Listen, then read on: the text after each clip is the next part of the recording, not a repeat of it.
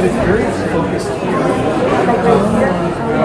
Yes, there. Yeah. You see, that's the problem with that, but we're going to get both Thank you so much for coming today on the solstice, one of my favorite days of the year. I know that it's gets dark and we all bring lights into our homes to make them livable at this kind of light-deprived moment. I'm going to talk today about Schiele, and I was invited to give this talk, or version of it, at the show that he still has up, and it's still on into January, so I hope that you get a chance to see it. It's very gripping. I had seen the Klimt landscape show that happened about a year or so ago, and I found it inferior to this one. It may have been very difficult to get some of the great Klimt landscapes, but it was also, it had a lot of annotation, it had a lot of photographs, it had a lot of timelines. This one is really much more concentrated. It feels like you're really brought into Schiele's work and his thoughts, and it's richer. And one thing that is going to also remain the same as when you see the show is that there are a lot of figurative works that he's done in it as part of it, and you'll see why I think that that's really important too. I don't actually think you can talk about Schiele's landscapes without talking about his figurative drawings, because they're all of a piece and it's all of a vision that he had and adhered to for his very short life. I'll begin, my name is Gornik.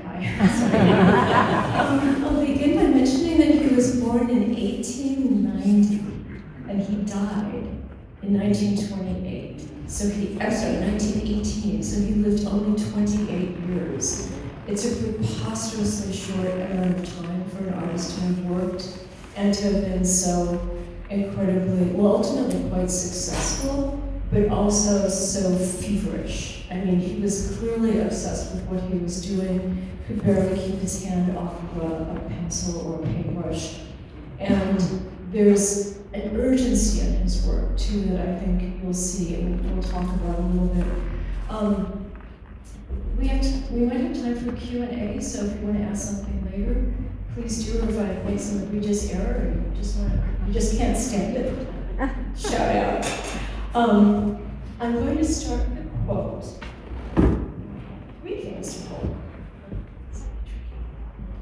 quote. This is a quote from him that is my favorite quote of his. He did a lot of thinking and a lot of writing, and wrote poetry as well. But I think that there is no such thing as modern art. There is only one art, and it is eternal. Is a great quote. Because the longer I'm an artist, the more I look at very old art. And I was just looking at Lascaux cave paintings recently and thinking, why haven't we looked at these hard enough before? And was really stunned. I immediately wanted to talk about them with people too, because they're so fascinating. And I'm starting with this early painting. Now, he met Gustav Klimt in 1907. Klimt was a very, very generous artist, and he generously invited Schiele to hang out with him, to be with other artists that Klimt supported and helped mentor. He was a great mentor, teacher. And in his presence, Schiele was exposed to a lot of art and a lot of influences that were huge for him, including Klimt himself. This is an early work from 1908, and it is stylized flowers. Can you all see the titles at the bottom, more or less? Anyways, an early work from 1908, and I think it shows a lot of Klimt influence. It has a very strong decorative aspect. It's a little stiff. I always thought, when I was in school, I always thought of stylization as like a new thing that I was doing that was very important. I can see this, I can imagine the kind of excitement he must have had working on this image, making it somewhat abstract, making it somewhat decorative, making it modern. So it's flat, it's frontal, and it has those elements of stylization to it. And this next painting is in the show. You can see the previous one isn't. This is called Drying Laundry. It's also from 1908. It's a very tiny painting. It's like smaller than a piece of paper, than a regular piece of paper. But it's really quite beautiful, and it also has some notable Klimt aspects. One of the things that Klimt did in his landscapes, I'm going to show you one in a second, is to kind of enlighten dense areas with little moments of light, little interruptions. They can be seen as decorative, or they can be seen as kinds of light emissions within the paintings themselves. So this is a tiny painting, but it's really quite striking. And then this is a Klimt painting, and this is why I absolutely adore Gustav Klimt landscape paintings. They're so dense, they're so rich, they're so abstract. And again, you can see these moments of light. It's like, it's an absurd amount of those little lights. I don't know where he would have thought that they would come from, because they don't follow natural landscape behavior. But they're beautiful. They could be said to be decorative, but I don't particularly feel in this case that they are. I think that they're animating in a really interesting way. So, and he must have seen Klimt's paintings, obviously, because that painting was from earlier than his 1908 painting. But I wondered about whether he had seen Munch. Now, it turns out, that painting was dated 1908, it turns out that this painting was done in 1902 by Munch, and it has a relationship to the next Schiele painting. And I think this is a very Munchian painting, but it was done in exactly the same year that there was a show called the Vienna Kunsthalle that Klimt invited Schiele to show in. So he had representation in that show himself, and also he first saw in person the works of Van Gogh and Edvard Munch.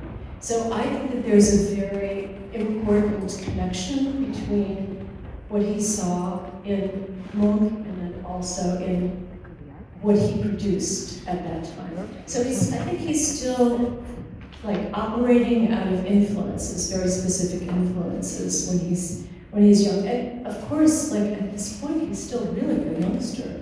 He's 19. He's like barely done anything, but he's already prodigiously talented. And Klimt did single him out because of the prodigious talent that he almost immediately showed. Here's a classic Klimt that you might, I'm sure you've all seen. This is the pride and joy, actually, of the Neue Galerie. It's a really astonishing portrait. And I'm showing this because Adele Bloch-Bauer, the subject of the painting, which was done in 1907, so this is probably something that Schiele would have seen. What's interesting about this painting is that this woman is shrouded in gold. She's surrounded by gold. She's living in gold. She has this kind of golden affect, and her comfort within that context is really evident. So there's a beautiful richness about this painting that is somewhat erotic, suggests eroticism, certainly because it's sumptuous and it's sensual in itself, but it's very different from this painting by Schiele, which happens in 1909, and it's titled Danae. I hope that you get a chance to see this painting. It's in the show, in the current landscape show, and I would argue that it is a kind of a landscape, because this body of this person emits light. It's not that she's surrounded by, you all know the myth of Danae, right? That she's penetrated by Zeus as a shower of gold. So she's lit from the inside. I think that it's incredibly beautifully and restrainedly erotic painting.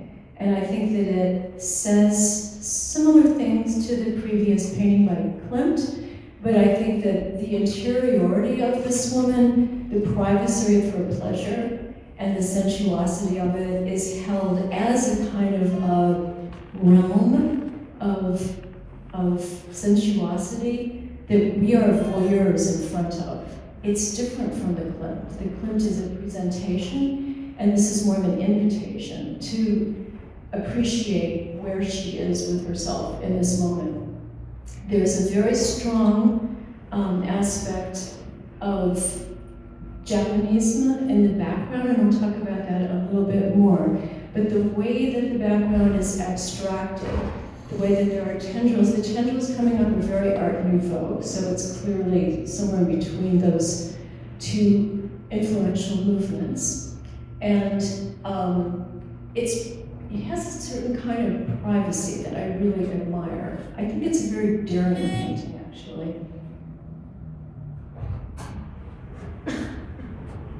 This is a Degas, and it's also clearly influenced by Japanese woodblock prints, Japanism. You know about this probably from art history, that in the late 1800s, artists were introduced, in the mid to late 1800s, artists were introduced principally to Edo period Japanese woodblock prints. So that would have included Hokusai, Hiroshige.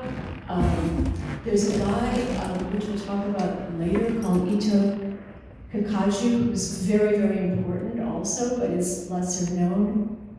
And the way that this composition is structured, where you have this sort of impossible right-hand side, with a table with objects on it, bathing objects, presumably because she's in her bath, and then the angle of the woman, the position of the woman looking down on her, with this table absolutely cutting off the composition, is very, very, very radical composition, and it completely comes from Japanese woodblock print sensibility.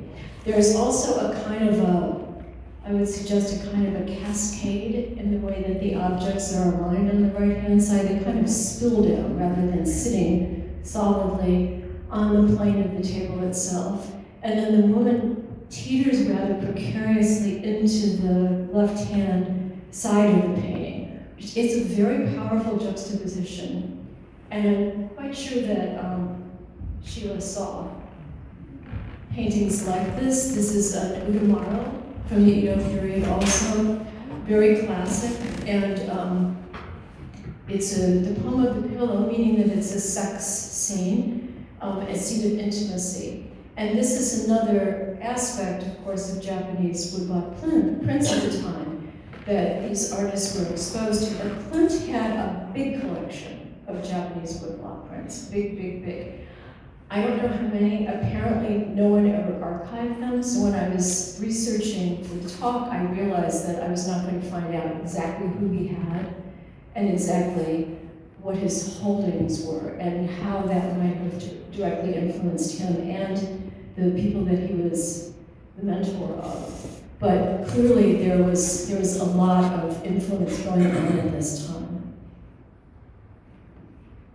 And then also, in 1909, I mentioned that he sees Van Gogh in the show, the Kunsthaus show, to which he's invited. And this I'm not sure, because this painting, again, is painted in 1888. I don't know if it was in the show. I couldn't find a checklist. It wasn't a common thing to have them available at the time.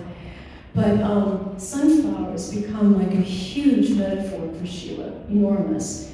And also, just to point out the prevalence of yellow, there seems to be like a kind of a constant eruption of like golds and yellows in this time period. And this is a sunflower painting from 1908. Again, it precedes the moment of the show from which Schiele is supposed to have had these exposures to these famous artists. Post-impressionists, largely artists. But this is one of his very first sunflowers. It's even titled Sunflower One. And it is a brilliant painting, and you will see it in the show. It's very beautiful. It's very, it's also very forlorn worn, it's droopy, it's exhausted, it's wilting, and it's absolutely so Schiele to have painted this. And it becomes a kind of a trope, I think, that represents him and represents waning powers, maybe depression, but there's also beauty in it. The fragility of it and its singularity is really important. So it's a portrait of this sunflower at this stage of its life, clearly dying, and yet there's something poignant about it, restrained, and also, I mean, like the background of it, for instance, is so simplified. It feels a little bit the way his drawings do to me as well. That there's just that one element that's making a whole world for you to look at. I think it's a very important painting for him. And the truth of life and death is something that Schiele pondered constantly. So this is, I don't know, have you all seen this ever in your lives? It's the Beethoven frieze. And it was done, this is fascinating to me, it was done at a scale of 122 feet, and it was installed at a very important moment, sort of honoring Beethoven's Ode to Joy. And he, it's kind of strange to describe because I know that it looks like there's a gorilla in it, but that's not actually a gorilla. It's meant to be a character, a mythological character called Typhos, who's a destroyer and a giant. And Typhos is on the left-hand side, that depicts the Gorgons, the three Gorgons, who are sickness, madness, and death. To the right, the immediate right of Typhos, the giant, are his daughters, who are lust, unchastity, I love that term, lust, unchastity, and intemperance. So they're representative of his world. And then there's this wild kind of peacock background. So just to give you a sense of where you would be seeing this, you would come into this giant hall, and it would be on the back wall of the hall, this part of the panel. But all along the way toward this part of the frieze, there were figures that were painted on the top. They're kind of angelic figures, and they're very simple. It's much more simple than this. They're just kind of lead-ins. Then you get to this enormous end wall, and then there are more slight figures, and then you come to the sort of apotheosis of the intent of the thing, and then at the Ode of Joy. So, I'm sorry, Ode to Joy. But it was based on an interpretive description of Ludwig van Beethoven's Ninth Symphony by Richard Wagner, who had published it in 1846. So I really can't explicate this whole thing, nor do I mean to for you. But what's very interesting in this, to me particularly, is there's one singular figure that's surrounded by sort of reptilian scales in this weird landscape. This woman is called Gnawing Grief, G-N-A-W-I-N-G, Gnawing Grief. And I think that one little figure in this representation, which this whole frieze was referred to as Schiele as his favorite work of art of all time. So I know it was important for him. But I think that Gnawing Grief must have had a huge impact on him. And this was up in 1902, so he would have seen it when he was 12. And he was being precocious. I mean, this is a kid who, they say, took a train ride with his sister overnight to Trieste, and perhaps had an incestuous affair with her, although no one has ever proved that, and I'm really not sure about the veracity of that. But he was precocious in many ways, and his sexuality was clearly one of them.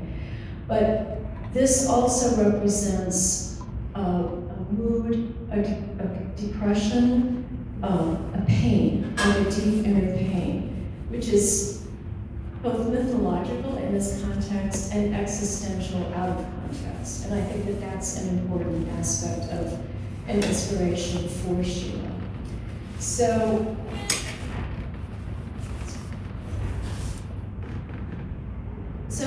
the other thing that I think is important about that is that these figures occupy their own little world inside this ginormous frieze. And this painting, Dead Mother from 1910, just not long after he was painting the wilted sunflowers that you saw in a couple of landscapes before. This, I think, is also an argument for Schiele's figures as their own landscape-like world. When I think about painting landscapes in my studio, I think about making a complete environment that people would enter and have to themselves and experience as a certain kind of place with its own properties and emotions, emotional invitation, I should say. I would say that this too is a most painful, private image of grief and grieving. And in that respect, and then also we are put outside of it as a voyeur. It's hard to get into this painting and feel with these people, even though from the outside you feel deeply about them.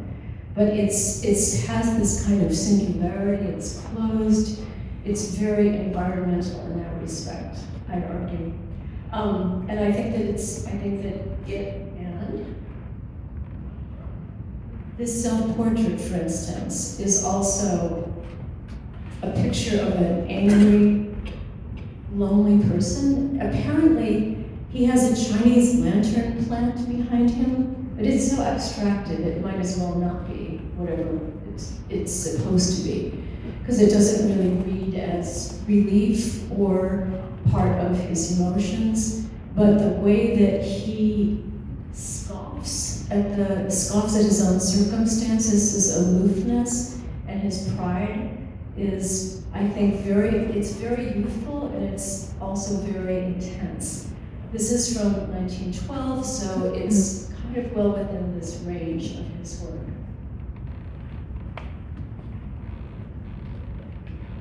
This is another thing that he wrote, and the first part of this, from this poem, Self-Portrait, so that's why I had the self-portrait before it, is I am for me and those to whom the thirsty drunkenness for freedom presents everything with me. He goes on to finish the poem by saying, I am human, I love death, and I love life. And I've been thinking about this ever since I read this, like, are you so youthful at this point that you're just gonna say, I love death? It's not so easy to love it. The source of so much grief and pain. On the other hand, I think that he's trying to make himself project into a kind of an impossible state, into a kind of a state of fearlessness about what he sees, how he sees it, and then how he's going to present it to the viewer. And I think in that respect, he's incredibly successful. This tree from 1911 is called A Tree in Late Autumn. It's very typical of his work at this time. He starts to go through a really, really hard time with his, well, I'll get into that a little bit later. But he's fighting depression for several years at this moment.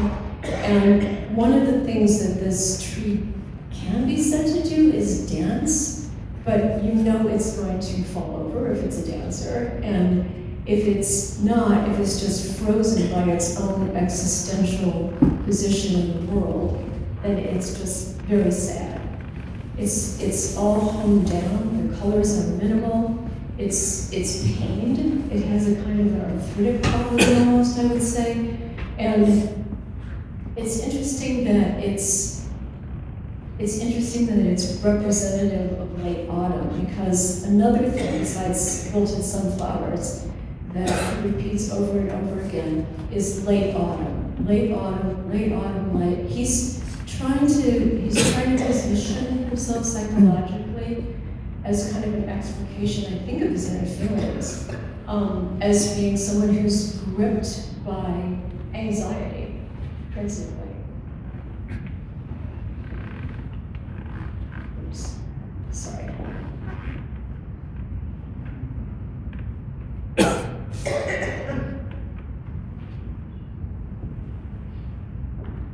So the tree in late autumn is also an invocation of anxiety. I also want to focus on the fact that this is a really clear example of his use of an incised line. By that I mean a line that almost feels like you've taken, if you know how engravings are made, you use this kind of triangular wedge-shaped instrument and you dig it into the surface of metal, and it rolls up a little curl of metal, and then you have a line that then gets inked and printed.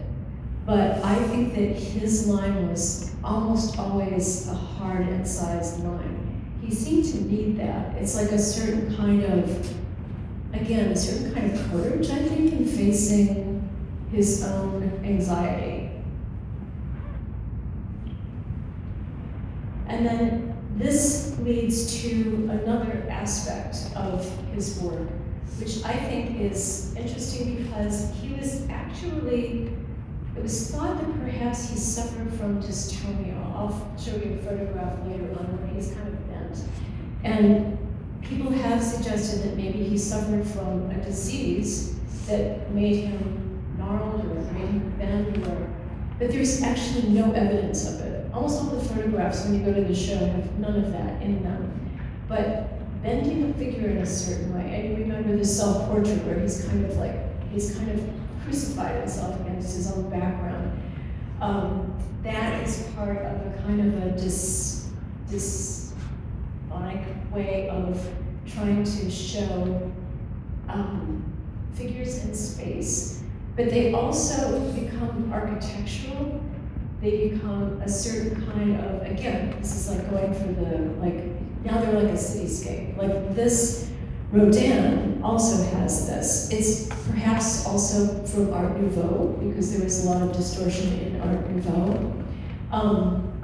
This is, I'm just showing you this figure because you probably would have seen some figure drawings by Rodin, again, in that 1909 show, and this was done in 1886.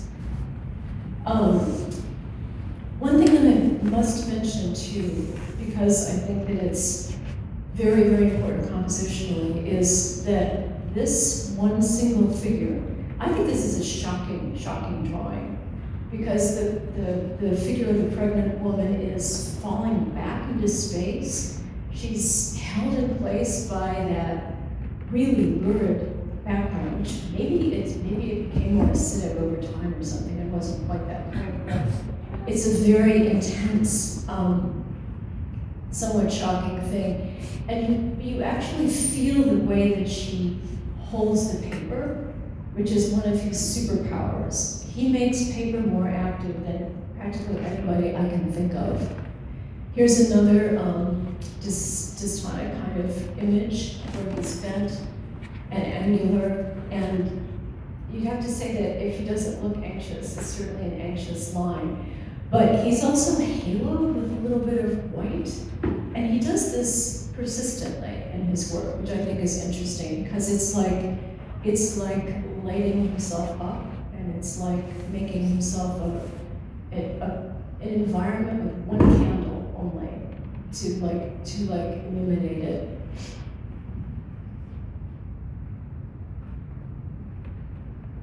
And then this is a Rodin drawing called Before Creation, 1900, and I'm sure you've all seen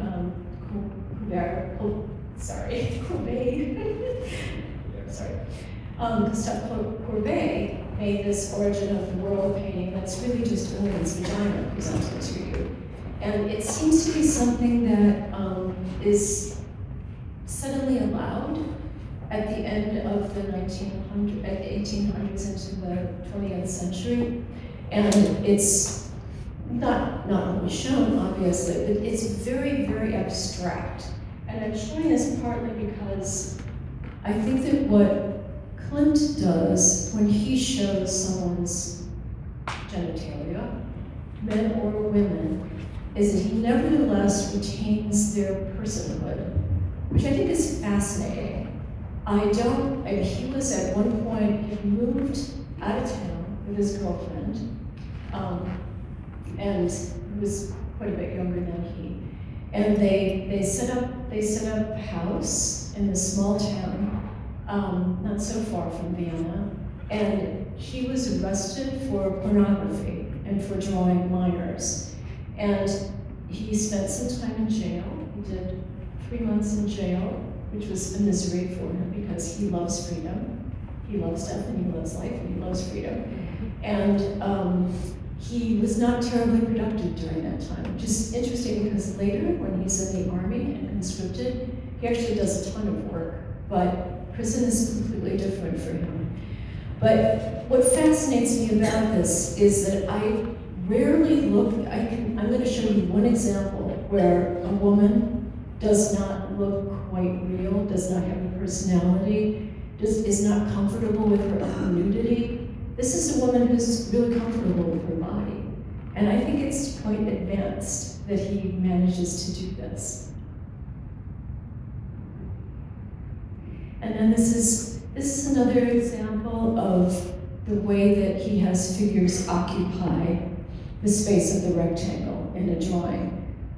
This is such an extreme angle to me. This is like crazy. It's like looking at the top of a feather pen or something like that. It's just this object sticking out in space. He's tortured. It's so interiorized and it's so extreme. I think it's really fascinating. But then at the same time, he halos it with this little. It's protected a little bit by the light that halos it. And this is the Japanese artist that I was mentioning called Ito Kakuju. I hope I'm not butchering the pronunciation, but how would I know? Anyway, Ito Kakuju worked in the 18th century. He was really, really older than a lot of the other Japanese woodblock artists who were more from the 1850s. And he made so many radical compositions and then vaunted himself for having done so. He said, people are not going to understand me. They don't understand me now, and they're not going to understand me in the future. Well, of course, now it's quite a bit more understandable. But I wanted to put these 3 images up for you because they're all birds, and one is a phoenix in the center, 2 cranes, and then a hen and rooster on the left. So you're looking at compositions that have a certain kind of cascade, in my way of thinking, which I think is also very landscape-oriented. They spill down the page. They have an activation that's quite unusual. If we could all dial ourselves back into the 18th century and find ourselves looking at this, I think it would be quite a shock. So he was really radical, and it's likely that prints by him would have been available at Kliment's studio because he became, in spite of his protestations that he'd never be understood and people would never see how important he was, he became very popular and very well collected.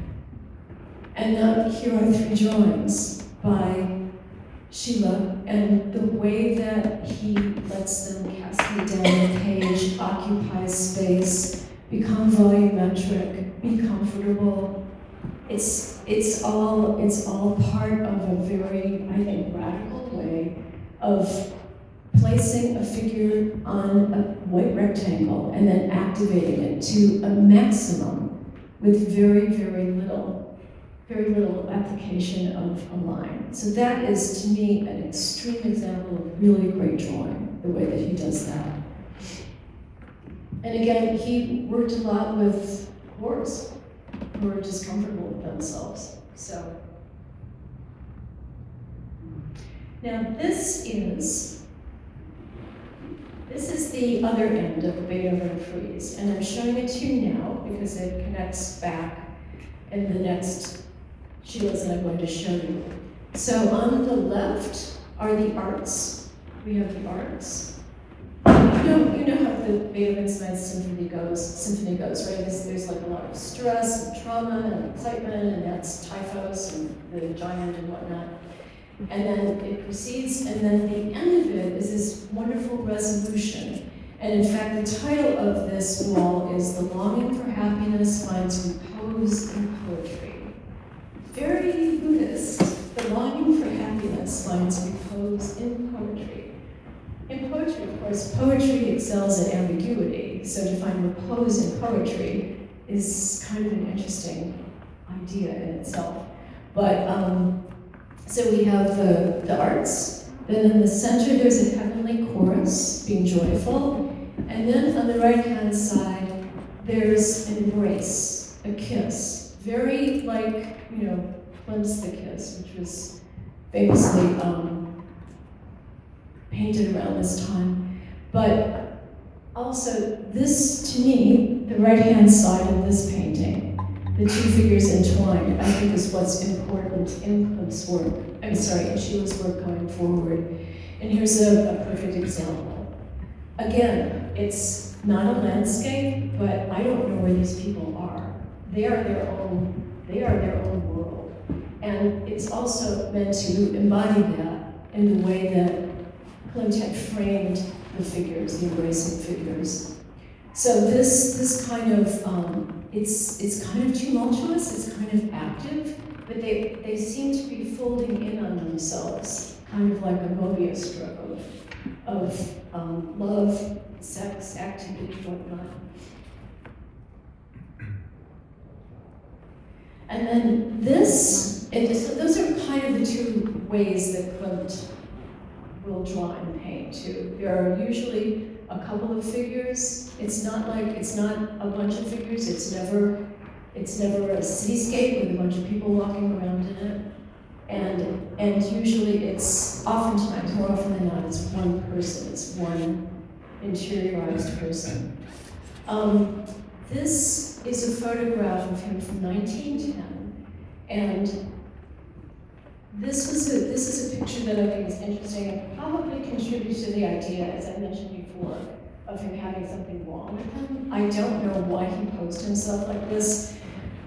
His friend Anton Pashka was a painter, and they were in Krumau. And Krumau is a very important place for Schiele because as a child, his mother was from Krumau. As a child, he was taken there for vacations. It's in the southern part of what's now Czechoslovakia, or the Czech Republic, sorry. And he had a very productive time while he was there with his girlfriend Molly Meisel, and worked there. But there was a point where when he was about 14 years old, where his father was dying. His father had syphilis. I don't know, there's no information on how he contracted it, I guess, but there were really no treatments. So they had gone to Krumau so this would have been like 1904 or something. They had gone as a family to Krumau, and his father tried to jump out a window. He tried to commit suicide, which is a horrible thing for Schiele to have experienced. Schiele was much more close to his father emotionally than his mother. His father was a train engineer, and he loved trains. They both loved trains. Very male, and part of the joyfulness of his youth. But having this experience of his father trying to offer himself was just hideous. And then a few months later, he did die. The family was not wealthy, and although he died around Christmas, they pushed the day of his death into the new year because they would get a better assistance from the state for having lost someone, which is just also tragic. I mean, there must have been like such an unimaginable amount of stress about this. So there then ensues in his work, and I don't think this is any accident, these works that are the dead city paintings, and they're Krumau. They're very dark, many of them are very dark, And many of them had this weird sense of animation, like the little eyes that are in the orange peaked building toward the top. There's a certain kind of sadness, like the city's looking back at you morbidly, and I think they're very expressive for him, but he actually calls them the Dead Cities series. After reading about this for a bit, I looked up Krumau, which is another unpronounceable name, in the Czech Republic, and it is a UNESCO World Heritage City, noted for its beauty, its old buildings, its charm, its character. I was like, where's the Dead City aspect of this? It's really not visible. It was such a profound inner state that he was expressing, but everything looked like this to him, obviously. And this one, The Dead City 3 from 1911, this is actually starting to be a little less aggressively animated and harsh, but it's still pain.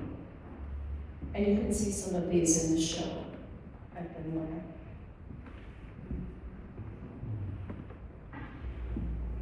And then this is Wilted Sunflowers from 1911, kind of the same period of time.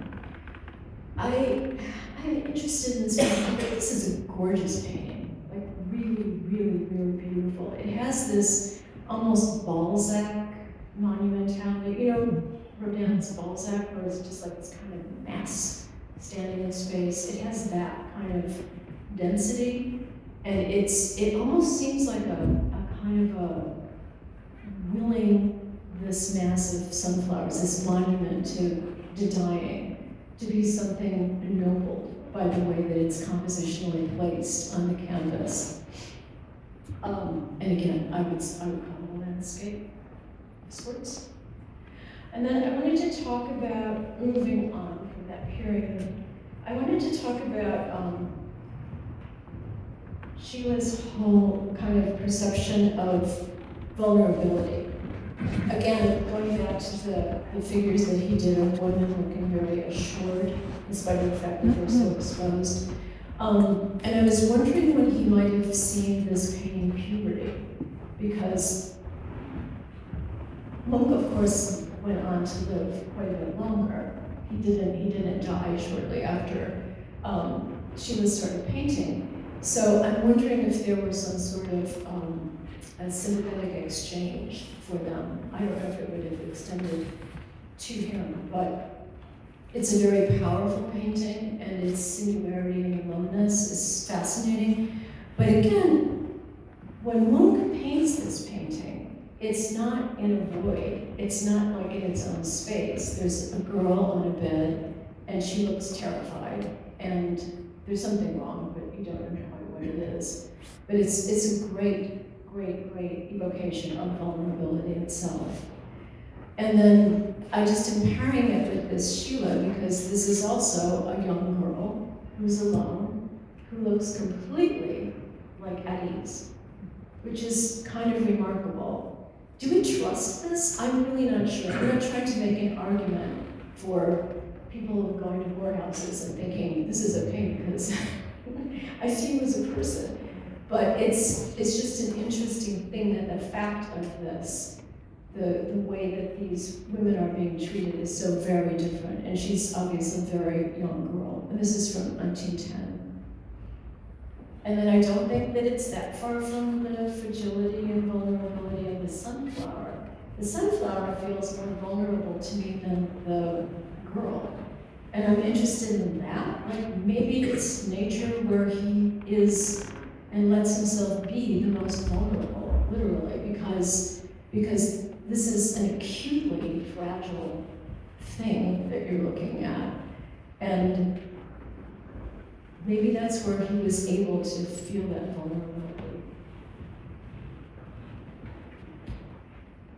So, and this is what he wrote about nature. There's 1 in 1,000 who lives with love for people, animals, plants, and things, who perceives the organism of all things, who sees in the inner life of plants and in their countenance the living breath of their faces. So, yeah, I see it. I think it's fascinating that he wrote the way that he did. He wrote quite a bit, actually. Getting back to the landscapes, there are a bunch of paintings that he did, as I mentioned toward the beginning, of autumn, the state of autumn. This one's called Autumn Sun, and it's done in 1912. And what I think is interesting about this is that unlike the little crucified trees that you saw, this has a separation of light, like light actually is acting like light in this. And I think that at the point that he did this in 1912, he was actually starting to come out of the depression that he'd been in. My theory, but I don't think it's inaccurate. So when you're looking at this, there is something kind of stained glassy about the way that the sun is frozen in the sky, but it does illuminate. It's a source, and even though it's autumn, even though the leaves are almost all gone, and the trees look scraggly and young and vulnerable and held up by poles, there's still a kind of a space. There's a breathing space in it that hadn't been in the work before. And then this is a monk from around the same time period called the Sun. I have the wrong date at the bottom. It says 1910. I should say 1910 to 1913 is when he worked on this. But it's kind of a fascinating painting because, again, it has this kind of faceted, stained glassy quality, which Munch pursues later, you'll see. And then this is Autumn Tree Gust of Wind. Very, very, very interesting painting. The landscape has been reduced to just a tiny strip at the very bottom of it. The way that the tree is gnarled, and I mean, it's supposed to be in a gust of wind, but again, it looks kind of frozen by its own context. And then the little white circles, see that one's at the top and then kind of scattered through? There are these little glowing circles.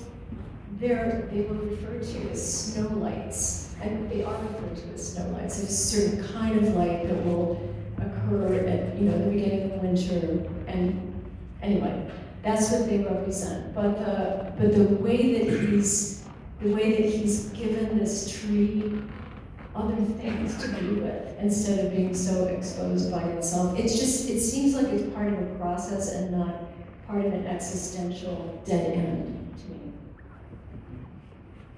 And this is his portrait, self-portrait from 1912. I think that Schiele could fairly be called one of the first really existential artists who is so clearly representing something that all of the other existentialists with whom we're so familiar, Camus, Sartre, etc., were about. And one thing that was, I have to say this, one thing that's striking about the snow lights in this is that I started thinking about in Camus, you know how in The Stranger, you have the light as a character, this light that he keeps being blinded by, that keeps like kind of dropping him to his knees and making him feel his isolation. It's more than one light, but I think that there's like an element of that, except that for Schiele, in Schiele, it's his line. It's his line. It's always his line. This kind of anxious line, and the very deliberate way that, for instance, his face is being compressed by the white of the background around it. His hands are invariably gnarled. He didn't have gnarly hands, but they're aching. There's an ache in this. There's like a kind of a persistence of anxiety. And then river landscape with two trees. This is like at the tail end. I don't think this has the same character as the other paintings that I just showed you of trees at all. I think this is an entirely different painting. Look at how much more land there is, look at how much more context there is, look at how much color there is. It's much more pictorial. You have blue mountains and then a riverbank and then the colorful riverbank. And the trees are kind of supported in their own context. They're not on the verge of some sort of existential collapse at all. and they're stylized. I mean, I think that in a sense, I miss the electricity of the other paintings. The lone trees have this kind of this electric charge that runs through them, which makes them interesting. And I think this is much more pictorial. But then there's this painting, Little Sunflowers, Autumn Sun, which is from 1914. And I think this is a really beautiful painting. When he introduces the sunflower character, he goes toward beauty and some sort of instinctively must be looking for the balm of their reality to mitigate what else he's seeing. The sky is bright, you can clearly see the sun. The flowers are colorful in an entirely different way than the other ones were. And then you also get this very active landscape underneath it. It has a certain pulse, I would say, the bottom, the landscape that surrounds the sunflowers. It echoes them, and it also has this kind of a healthy animated kind of quality. Then also, again, at the end of this period of depression, you start getting these landscapes, mostly of this place Stein, which is on the Danube, as this title suggests, Stein on the Danube, 1913. And you have like a kind of an interplay. He's developing a certain kind of vocabulary of line and then wash. So the back hills have these washy, that has this washy quality with the brush strokes left visible against the line, against the massing of the buildings. But they're pictorial and they're not fraught. I wouldn't say. I think they're very pictorial.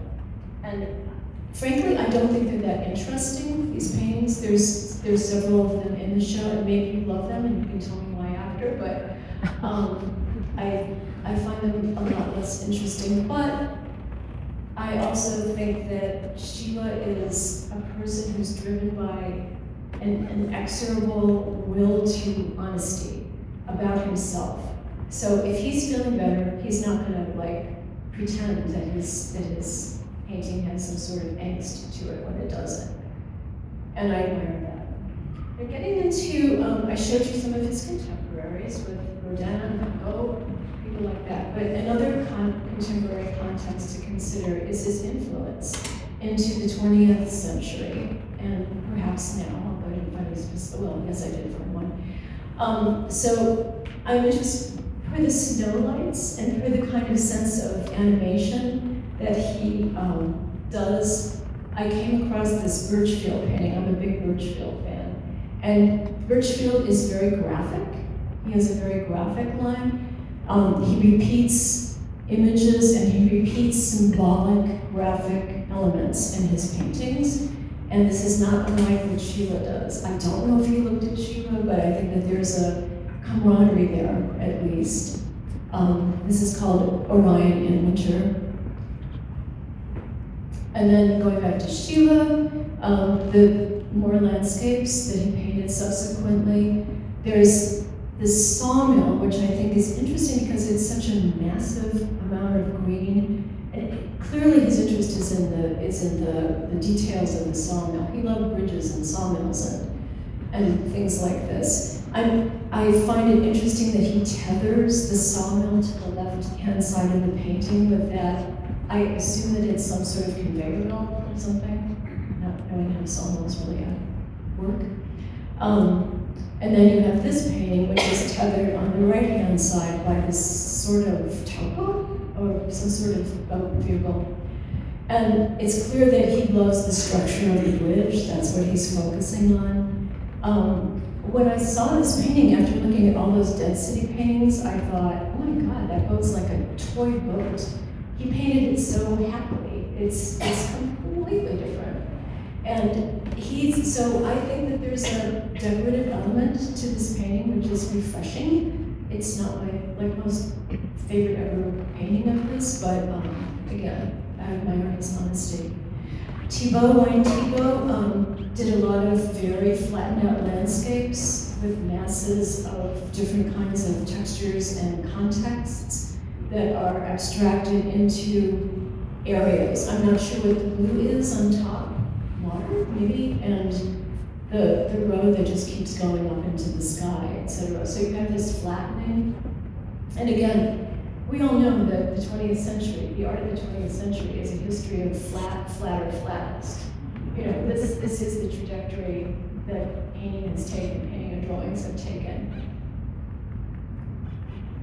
Setting Sun, this is a later painting of Schiele's, and again, like all of a sudden, stained glass that's like rich and colorful, like we would associate with the rose window in Notre Dame or something like that.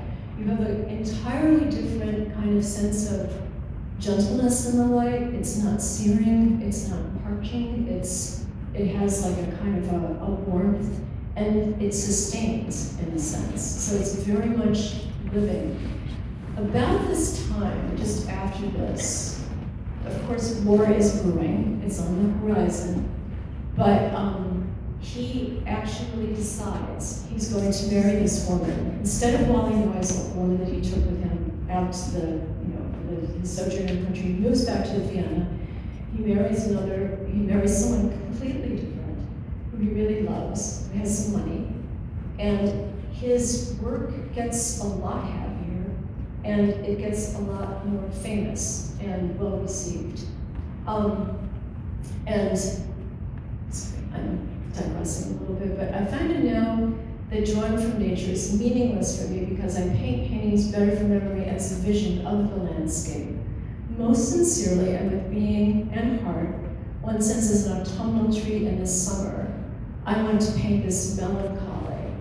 I think by now he's painting the not so melancholic. He's painting a kind of an inspirited aspect of nature. And these are later paintings again. Houses with laundry. This is another 20th century artist. I don't know if you know this artist's work. His name is David Milne. He's a Canadian painter, and he was associated with the Group of Seven to a certain extent. And this is all line. I include it because it's like drawing as painting. And I think that one of my arguments in this talk is that Schiele is a drawing as painting as drawing person. And then, this is 1915, so we're in the war. The war has started. And Schiele gets called up. He ends up, as I mentioned before, in getting conscripted. He paints the commandant. He paints fellow soldiers.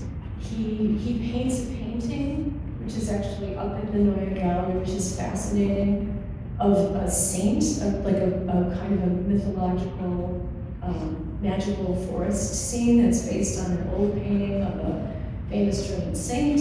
He does all sorts of things to get along, and he has a pretty productive time of it. Nonetheless, he's not stationed far from Vienna, so he's home a lot. But there are paintings like this that change everything, because you know that he is thinking about war.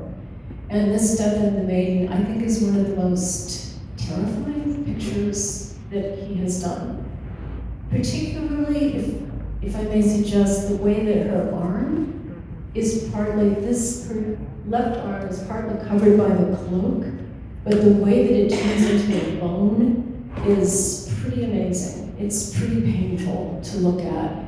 So, however death looks, and however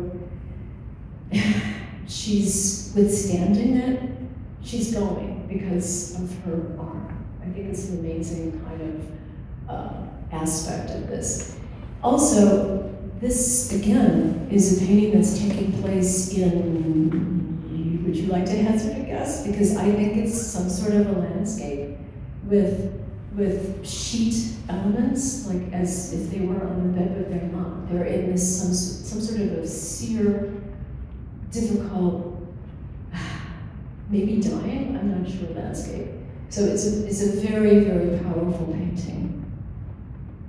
And I was thinking about it and was again looking through artist's work, and I thought, oh my God, Guston.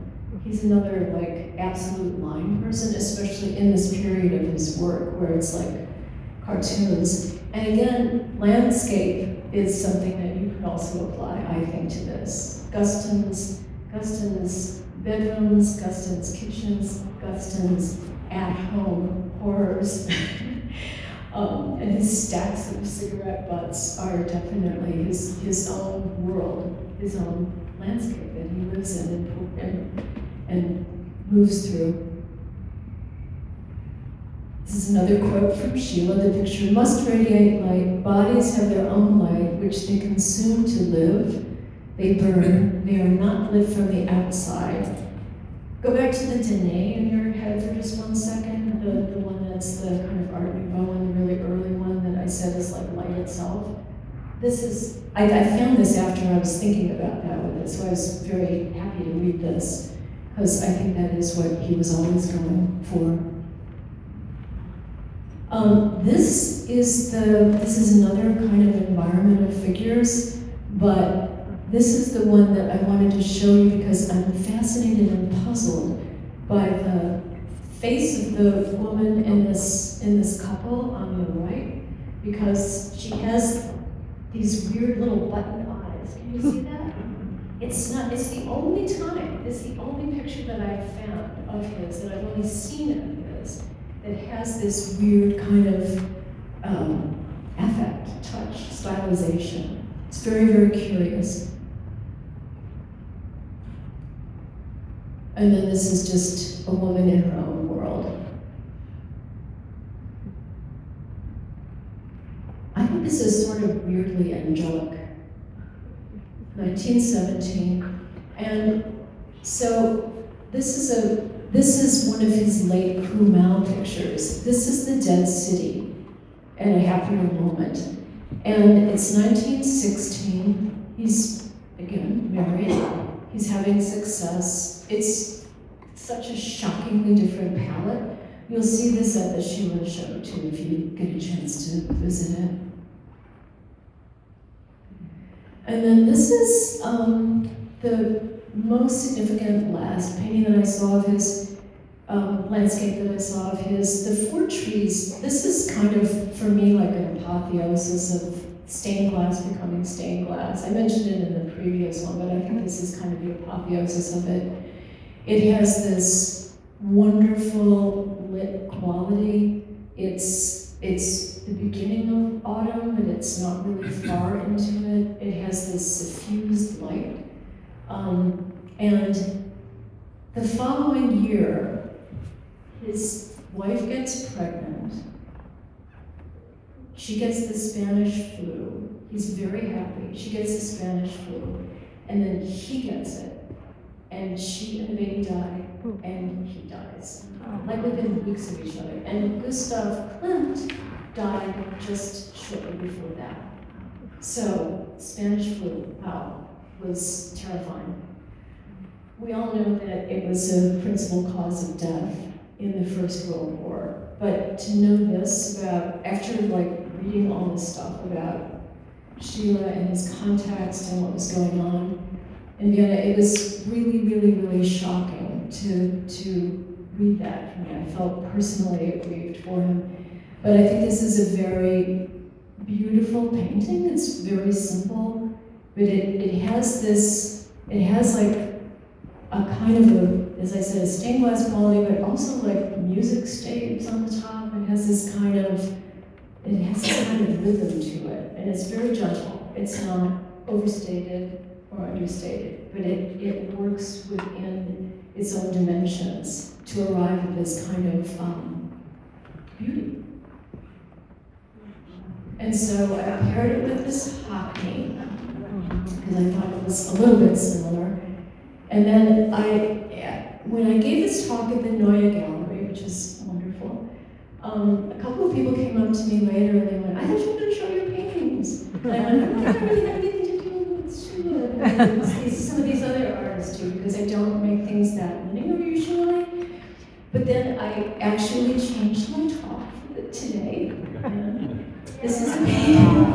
And I started to think, oh wait, all those trees, all those lines. This is a painting from 2021, but this is a painting that I think is actually even more close to him in a way, and I kind of forgot I did this one, and I stumbled on it the other day, and I was like, oh wait, I could have put this in that would have made sense. So here it is. But it's just of snow falling, and so I'm gonna end on that. Well, thank you for coming.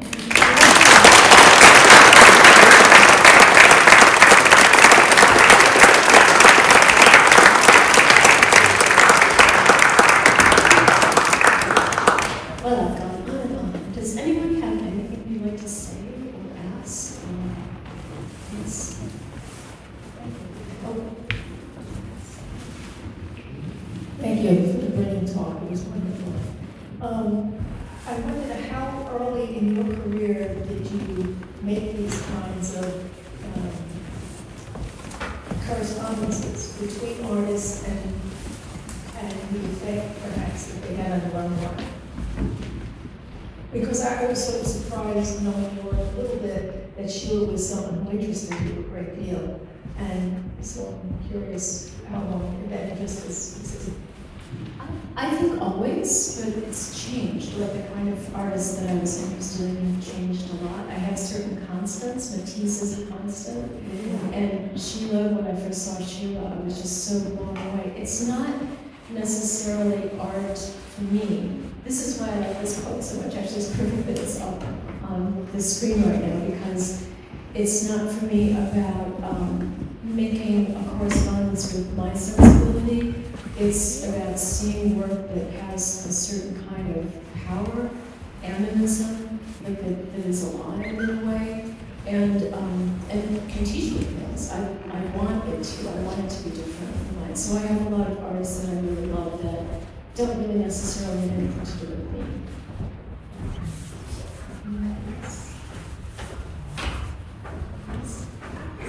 Wait a second.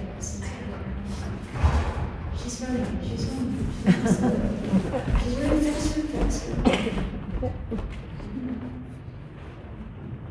I just wanted to know if the Neue Galerie approached you, I mean, how did this whole thing happen, and how long did this whole research take? It took a really long time, Because actually. just go diving down the deep end and like it was stuck.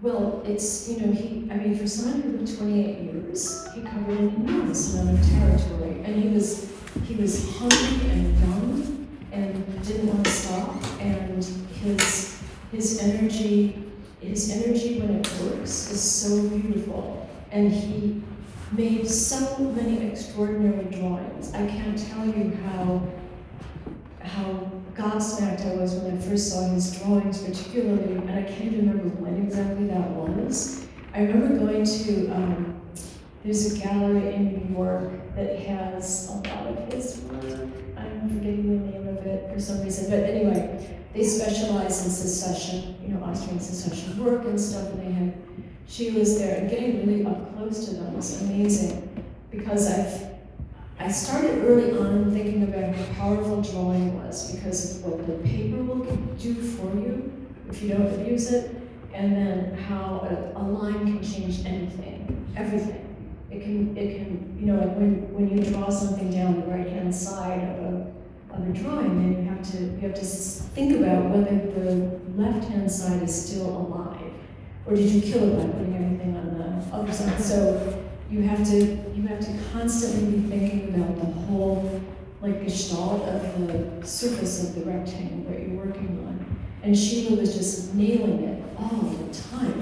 Right and left. I don't know if you ever cut a drawing down to make it better, or if you just have that certainty. But this is another reason that I think that landscape is probably important to me, because there's that idea of creating a world and making it really and truly active and good, worthy, is something that he just adhered to all the time, instinctively, and he's preposterously talented that way, and I love drawings generally.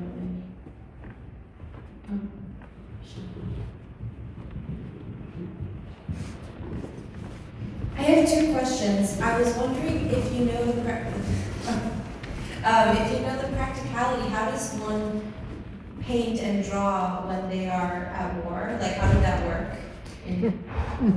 Yeah, he could, it was kind of, I don't want to sound flippant about this, but it sounded to me like it was kind of more like camp than Camp Lejeune or something like that. Like because he was stationed at this barracks, he had art materials with him. Oh. He was almost like a pet, I think, because the commander of his unit encouraged him to make a portrait of him.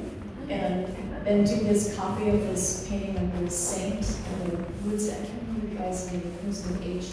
It's a very eccentric painting within Schiele's work, and it is a little landscape, and it is at the Neue Galerie, so don't miss it because it's very curious. It's a stag that has a halo around it and a hunter in front of him who's sort of frozen in place. Anyway, so that was that. And if I may, I have another question.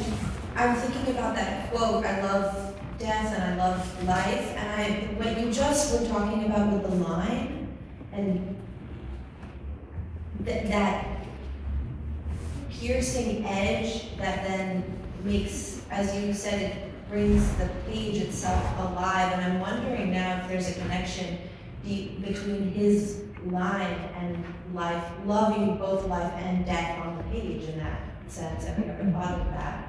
Yeah, I mean, I think even in his saddest work that you look at with, you share grief with him, there's still like a power of the art itself that holds a certain kind of, I won't say positivity, but it's a kind of a certainty that,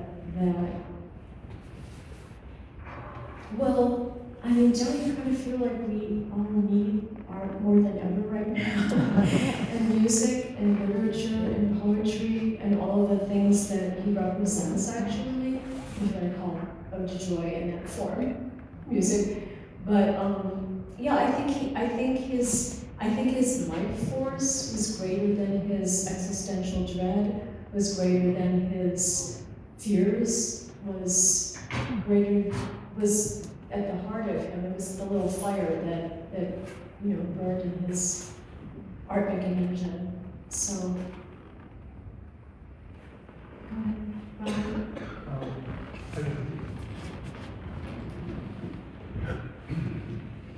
This is sort of where I'm stuck in other areas. In that Vienna at that time that he was painting was really a hotbed of, Freud was there, Likened had come out in 1901, I was looking up, won the Nobel Prize. The first X-rays were 1895. The comments of the X-rays were that people had seen death. But that's what X-ray kind of meant to them at the time. So I think along with the existential vision, there was a deep transformation between what was internal and external going on. And Yeah. I think it shows in his work. Well, I think it shows, I think it shows in Klimt. I think it shows in a lot of artists working at that time. It's a great example. But there's something like kind of excoriated in Schiele that's particular to him. And it's like really pulled out, and it's just a slightly different, looks courageous to me, but but it also looks like youthful courage at the same time. So, but it was like a great cultural flowering that was just constantly unfolding on all levels, science, music, art, everything. Honey. And just to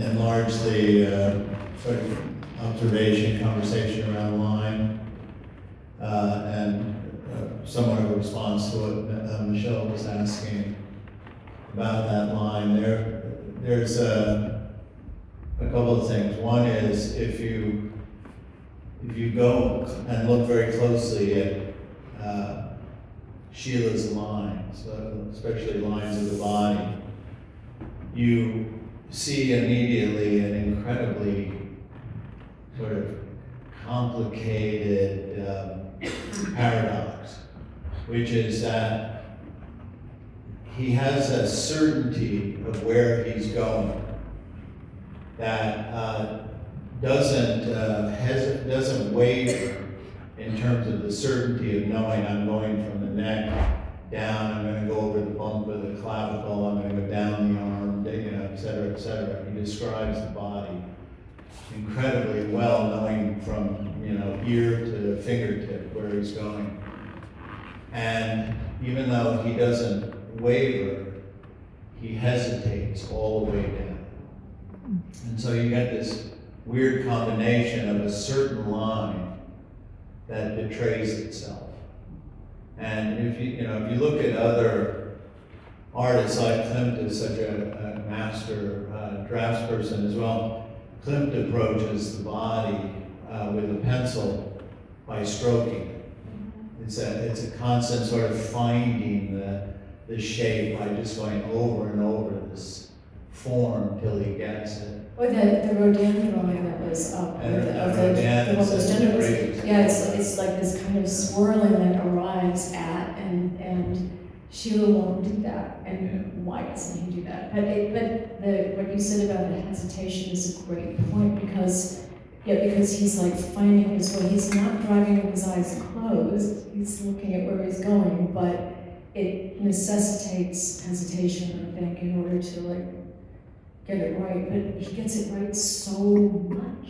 And Well, it's just the other thing in terms of his painting that I was thinking about, and maybe it goes to the things that Robbie was just mentioning, when you look at the way he's painted the branches of trees, they're embedded in the surface of the painting, rather than being painted on top of a surface.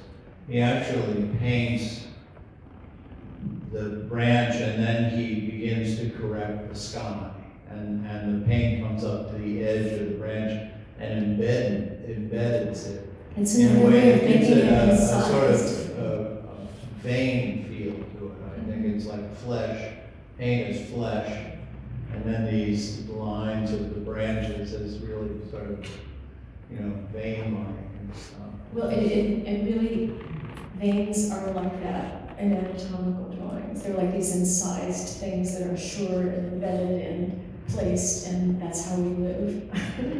But yeah, no, I'm really glad you mentioned that, because when you go to the Schiele show, notice the way that he paints up to them. Yeah, that's a really good point.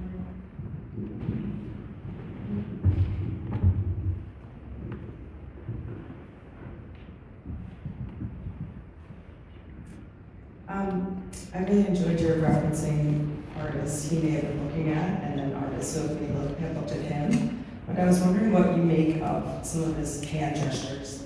You describe them as gnarled, which has a natural landscape to them in itself. And I'm wondering if you have any thoughts that maybe he was going a bit further back in his references. Were those Jesus-like hands? Were they Renaissance hands? It's until German Expressionism, which follows, I don't see that kind of distortion in the same way. But I mean, there's certainly torture. You could look at Grünwald's altarpiece and see, the torturedness of the Christ on the cross, but that's a little different. It's not quite as angular. There's something that's very angular that is part of Art Nouveau, that kind of twisting. But he takes it into a personal realm, especially in his self-portraits. A lot of the portraits of the women that we were looking at don't have that kind of, they're thin. A lot of them are really, really, really thin, like he is, which must have been like a body that he knew and understood, and maybe he was attracted to. But I don't get the feeling of them being so jagged somehow. Anybody else think of somebody that we could mention from the distant past? Phil? Could you have the mic? No, I can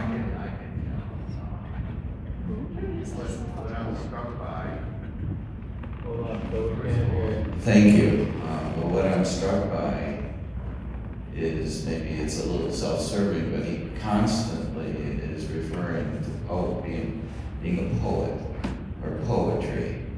And the one thing about poets is they personify. Most have a persona that they see themselves as. It helps them objectify and distance themselves from their own pain or from whatever subject they're struggling with. And his pain is enormous. And what I'm seeing is he saw this himself as this poet, and this personification was innocence. I see the young girls as himself, the innocence in himself, in nature, and in the all these wilted sunflowers is the kind of purity or innocence that he's probably struggling to connect to out of all that pain. I like that interpretation. It makes sense to me. Yeah, I accept that. I didn't. Is that really true about all poets? All poets? It's easy to but it's a fascinating idea, and I think that there's every work of art is autobiographical, and every novel is autobiographical, and everybody is really autobiographical. You can't help but infuse yourself into what you're trying to express, because that's how you know what you think you know.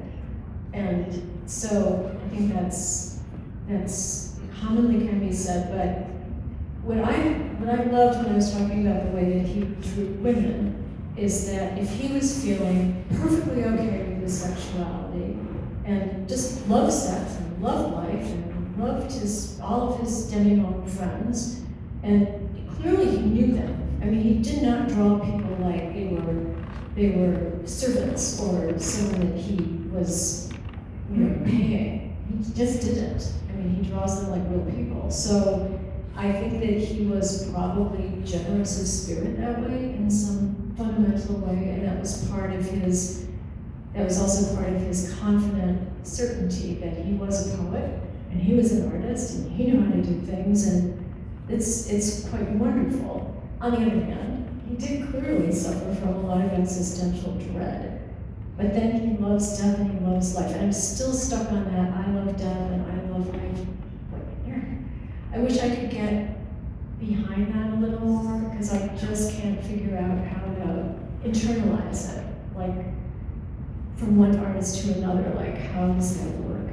But it's not that it doesn't make sense, I just am not having like an epiphanic reaction to it of understanding. I'm not thinking, oh wait, I get it now. I haven't quite gotten there, and I know it's in there someplace, so maybe I just need to be a little older. How would that be possible? Do you want to say more about that? Okay, sorry. Did you want to say more? No, but I see the connection with your work. I mean, how I'm struck by it. There's a stunning quality of softness and an innocence. Oh. And you find that in something that's otherwise overwhelming. Yeah, I was kind of thinking that I didn't have a lot in common with Schiele. I wish, in certain things, I wish. And I have a question over here too. Hi. Oh, is this working? You might have to touch the bottom. I have a really loud voice. At the beginning, you showed the picture of a tree that was quite spreading, and you said it was kind of off balance. It was like a dancer, kind of. Yeah. And so that was an interesting picture. And I kept thinking that the tree could balance itself. And then when that it would be able to, react and right itself. And then it was interesting when Eric said that the trees are not on top, that they're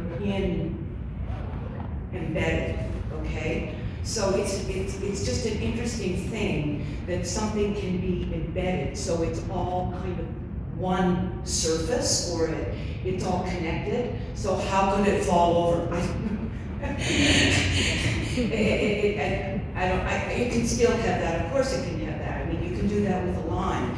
But when I saw that, I kept thinking, no, that it's gonna be okay. I can see that it can write itself. Well, I think that all great art makes itself vulnerable to interpretation. That's my line. And I do believe that. I've always, most of my life I've thought about that, because you don't make something with an epilogue. You make something to ask questions of yourself and to invite the viewer to have those questions with you. And all the really great art I know does that. Like, it invites not a conclusion, and even if it's narrative, it doesn't invite a conclusion. And it invites more questions and should ideally, I think, generate responses. Different responses in different people, and even paradoxical responses in one person, like you were expressing, like how could it be both things, but you don't know the end of the story, but you're witnessing something that's very, like, psychologically and philosophically, in a sense, animated, which I think is a gift that art gives us all the time. That's right. And it's right in music, and it happens in music, and it happens in all the arts.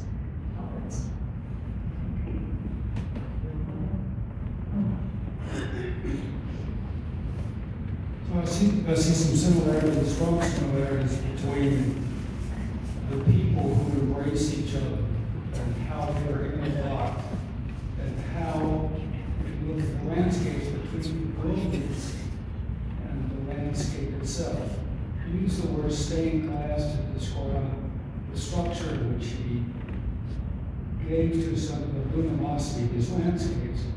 I see the connection between the landscape, whether it's natural building, or whether it's how people are interlocked and the adjacency to, say, the fabric sheets, or the other things in the composition. But they are not, the device in which he uses to construct his paintings are to enhance and embrace the world. I see him trying to be a part of the world where both people are not separated from the world, and there's not a distinction between one body and the next, or the body and the fabric, or the house and the landscape, that they're woven in a way that fundamentally says that we're not separated from the world, we're part of the world. Yeah, well, I guess when I was saying that they're environmental, I think that's what I was getting at, but I think you said it much nicer. And there's also, I mean, even in the really sad pictures of Death and Maiden, there's an amazing kind of congruence that happens with where they are, how they're huddled, how they're locked together, how the environment or the landscape behind them becomes all part of it. So you're drawn into this incredible, intimate moment or situation, and yeah, I don't have anything to add. Stained glass is just something I kept thinking of, because when I was going through the work, from the single tree, the dancing tree, and then the one that was sort of held like crucified almost, with snow lights, for instance, and then onto the later work where the color starts to happen and the whole thing starts to have a different kind of suffused quality. I just kept thinking about stained glass, but I think that that's what stained glass does too. Of course, it has lead in between and it locks in, and it's all kind of not a bad physical analogy, but there's many that are possible, and I like yours. So, anybody else? Are we done? I hope there's no more question.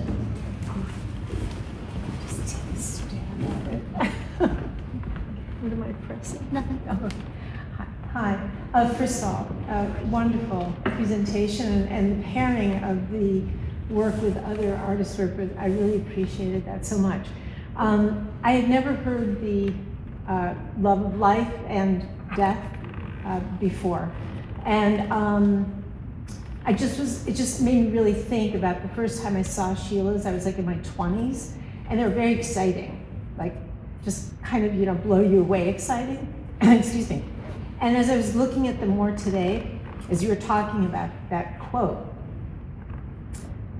I noticed more of the wounds and kind of the bruising of the painting, and the kind of internal, showing that the other gentleman was mentioning about x-rays, and the kind of decay that almost gets conveyed in that style of painting, but also still maintaining that excitement, which seems to be, at least the way I was experiencing it, that kind of combination of life and death. Yeah, well, I mean, if you knows about, if you're trying to paint life without painting the peril of death as in some way deeply a part of it, then it's not as enriching, but it's a hard thing to pull off. I mean, in the depth, when you were talking just now, I was mentioning also what Rob was saying about x-rays, the depth of the maiden, I think, is such an affecting painting because of her arm, that one arm that I pointed out, that's so like, it just makes me so uncomfortable, I can hardly stand it. It drives me crazy in that painting, but I think it's tremendously effective, and it's audacious too. He had a lot, he has so much audacity, really. It's really great.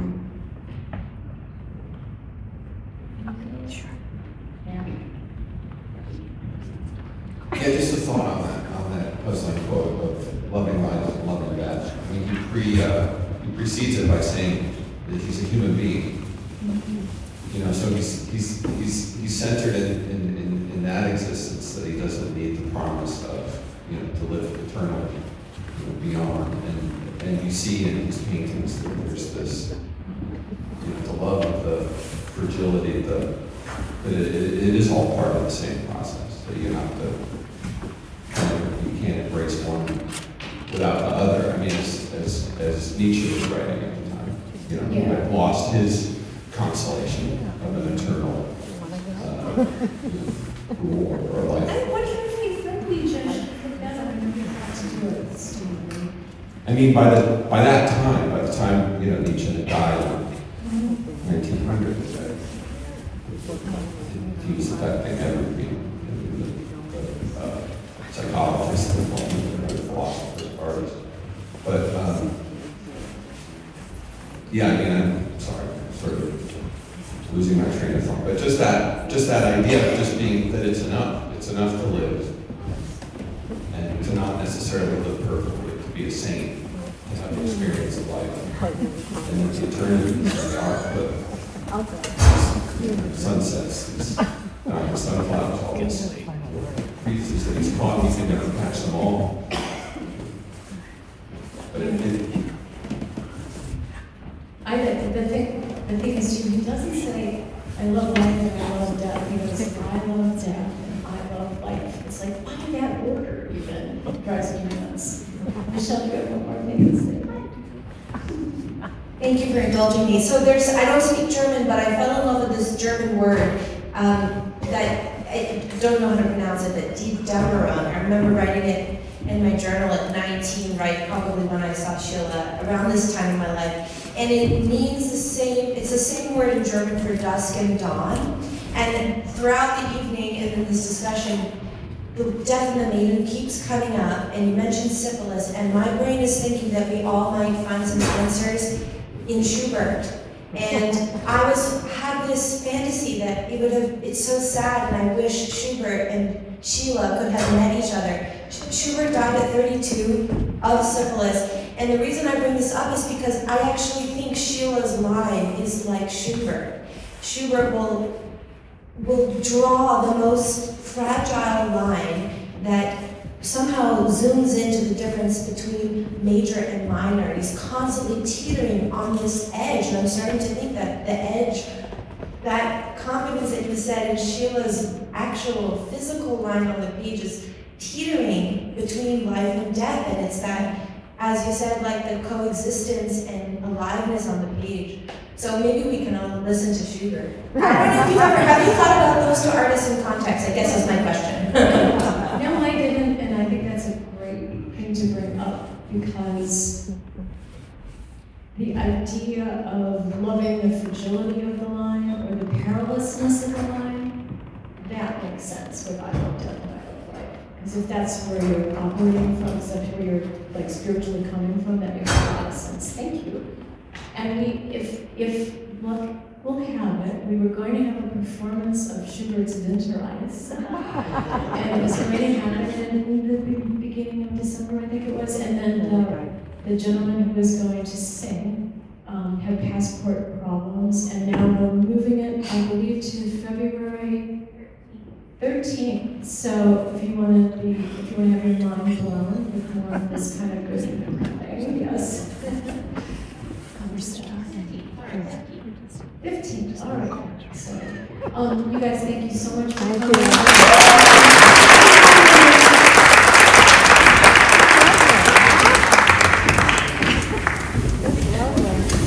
Nothing like art to She's a good. It was really.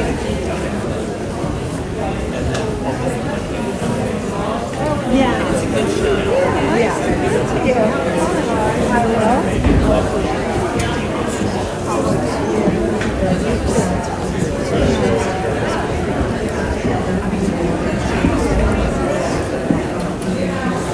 Now we're in.